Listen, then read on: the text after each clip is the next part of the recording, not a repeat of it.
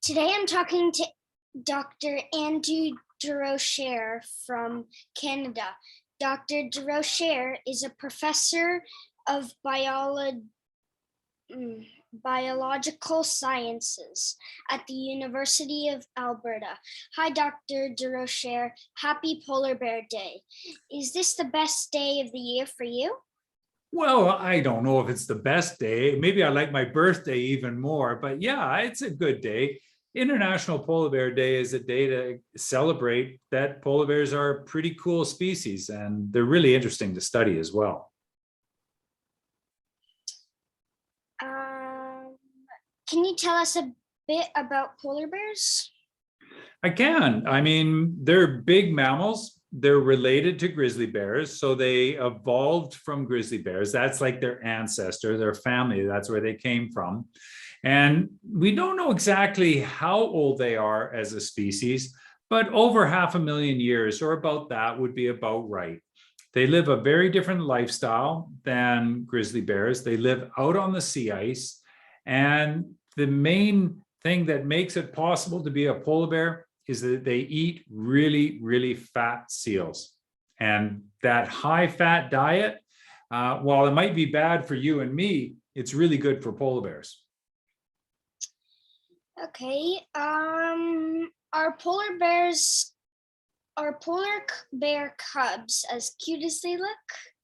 They're really cute, but they're also pretty scratchy and they bite. The very first one I ever caught, it bit me on my finger and it would not let go. It's got a sharp little canine right in the end of this finger and it bit me and it was just hanging there. And it was about 20 pounds and it's got a lot of force. And bears, when they catch their mouth, they get something in their mouth, they just won't let go. So they just hold on and wouldn't let go of me for quite a while. It was quite painful, but fortunately it was just a little one and not a big one. How close have you got to a real polar bear in the wild? Well, I get really close to them a lot of the time. So when we're doing our research, we catch them by helicopter. And maybe after you ask your questions, I'll just show you a short little video of what it looks like when we're catching bears from a helicopter. Would that be interesting? Yeah. Okay, we can do that. But I've been very close to lots and lots of polar bears. Have you ever been afraid that one would try to attack you? Yeah, they're big. They're really big animals. And they are dangerous. Most of the time, they're just really curious. So they don't hunt people most of the time, but every so often you find a bear that's just really skinny or sick or really old, or a young one that just isn't thinking too clearly, and then you can get into trouble. So yeah, they sometimes scare us, but we carry lots of noise makers with us that can scare them away. But we also have guns if we have to protect ourselves. But I've never had to shoot a polar bear, so that's good news. Okay. What is the biggest one you've ever seen? The biggest polar bear I think I've ever caught was about 1,100 pounds. So that's about 5 times bigger than me. And it was big. It was really big. And the way to think about how big a polar bear is, they're about the size of a pony, but they're much heavier and their legs are really big. And of course, they have teeth and claws, which makes it a polar bear, right? But they're about the size of a pony. They're really tall. So when you're standing up, like they almost come up to my shoulders. Like they're really tall bears, big bears. Polar bears are listed as vulnerable. What does that mean? Well, it means that we're worried about polar bears becoming more at risk, mainly from climate change. So human activity is warming the planet, and warming up the planet melts the sea ice. And if there's no sea ice, we can't have polar bears. So the way we look at what's happening with polar bears as a species is we look at how their numbers are doing and how much habitat they have. And then we look at what the future may look like for them. And right now we call them vulnerable. In the United States, you would use the term under the government rules, they would be called a threatened species. And if the conditions get worse, then they become an endangered species. And if we don't work to stop the threats to the species, then they can become extinct. And so that's what we're trying to avoid, is we don't want species to become extinct. Okay.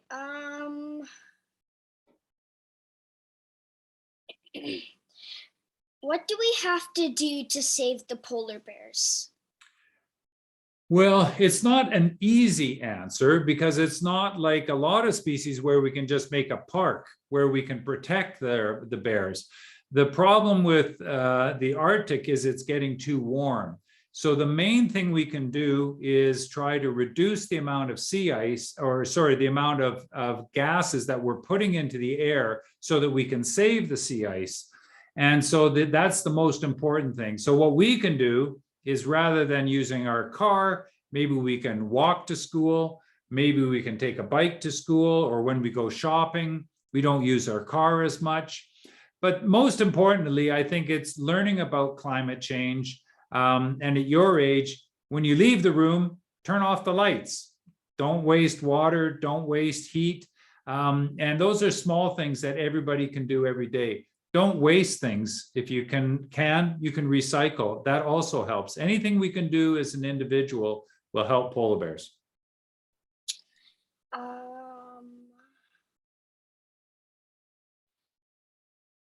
What do you think kids could do to help? I think those things we just talked about, if you can ride your bike or walk more, that's always good. But I think the big thing is like, if you're playing a video game and you're finished with the computer, turn off the computer, save the electricity. And using less electricity is something that we can do every single day. And that's a big help. Maybe turn down the heat a little bit in your house and put on a sweater so that the house is a little bit cooler, but we're not using as much of the hydrocarbons like natural gas or electricity. And we can actually help the planet a little bit that way. Okay. What is your favorite thing to do when you are not working? When I'm not working, I like to take my dog for a walk. It's very peaceful. We have a golden retriever in our house, and he's one of my best friends. So my wife and I, my kids are all grown up and they're not at home anymore. But we like to take our dog for a walk and go out for a walk in the wilderness and see what it's like. It's snowing here today and it's a little bit cold, but we'll go for a walk and go look around and see what's going on in our neighborhood. That's what we like to do. Yeah. I actually have two collies and one cat. Oh, wow. Yeah, my daughter has a cat. What's your cat's name? Emma. Emma, that's my daughter's name. So there you go. I like that name a lot. That's a good choice. Yeah, she has a cat, but her cat is just a little tiny black one. But yeah, mine's black as well. Oh, nice. I like black cats. Yeah. What is your favorite food? My favorite food. Oh, that's a hard question. I mean, I think if I was to have a snack right now, I would probably have some nuts, some peanuts. I like nuts a lot. Nuts are good for you and they're really good. I like peanuts a lot. That's a good snack. What did you want to be when you grew up? For a while, I thought I was going to be a policeman. That was long time ago. But then I started to find out that I really liked animals. And I started to read more about animals. And I like to be outside. So at first I thought I was going to be a park ranger and I would work in a park. But then I found out that I could be a wildlife biologist. And I really like studying animals. And so that's what I've done for the last 40 years, is study animals, all sorts of different ones, but mostly polar bears.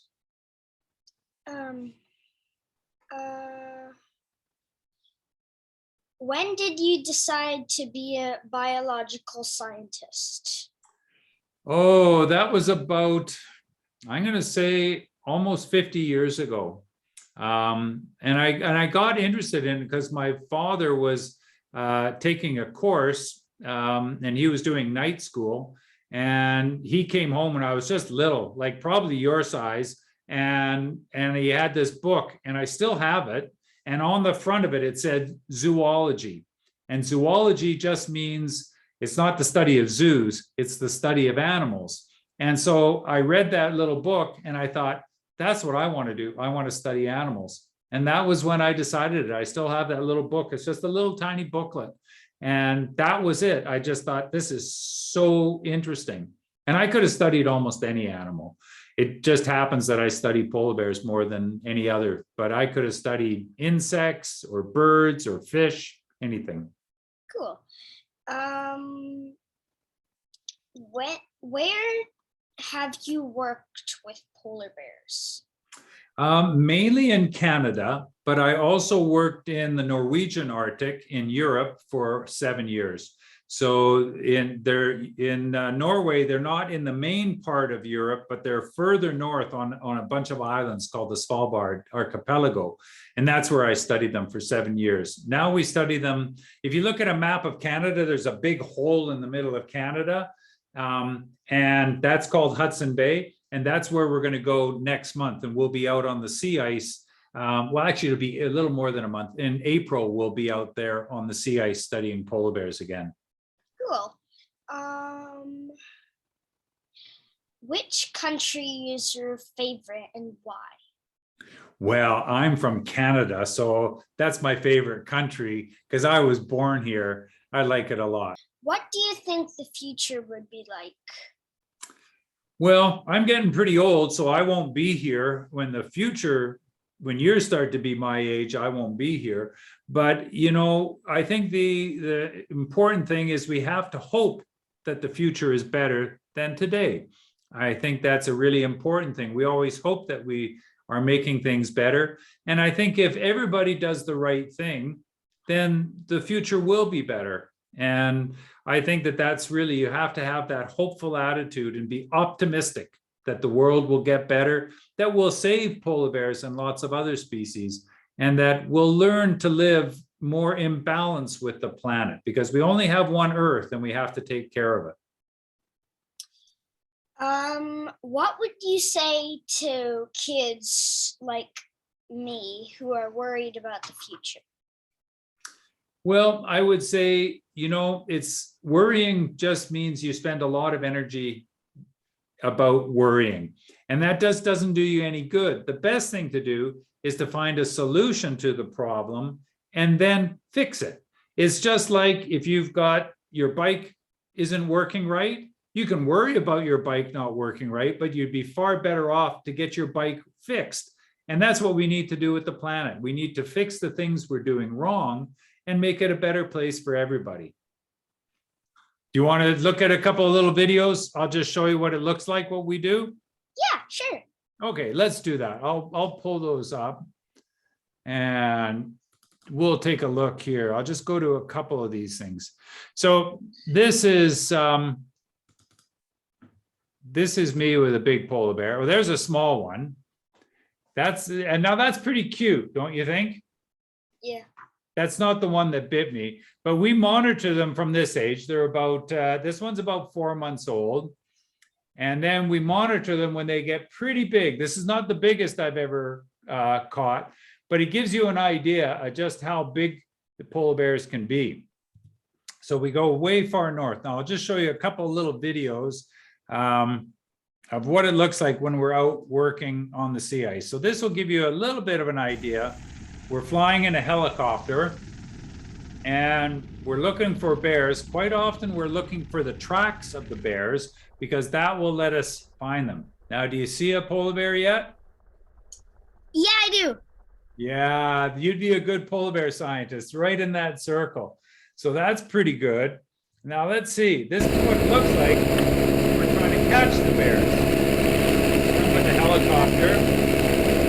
Now it's a dart gun, so it's going to give it some drug and a little speed.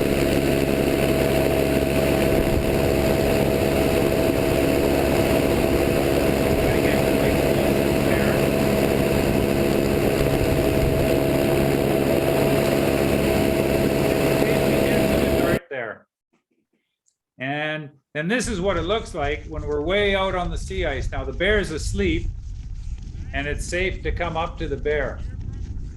And so it gives you a bit of an idea of what it's like. It's a very different part of the world. Yeah. Well, okay. This is a big male bear. He's not very fat, but you can see he's got a dart in his back, up on the back there. And so he's gone to sleep. He'll be asleep for a couple of hours and he'll be safe for us to work on. So that's probably all I need to show you. I thought, so you want to be a polar bear scientist now? Maybe. Thank you for joining me today and for answering all my questions. Click the link below to donate to Polar Bears International. Okay, well, it's been great joining you today. Okay, bye from here. Bye. Take care. Bye-bye.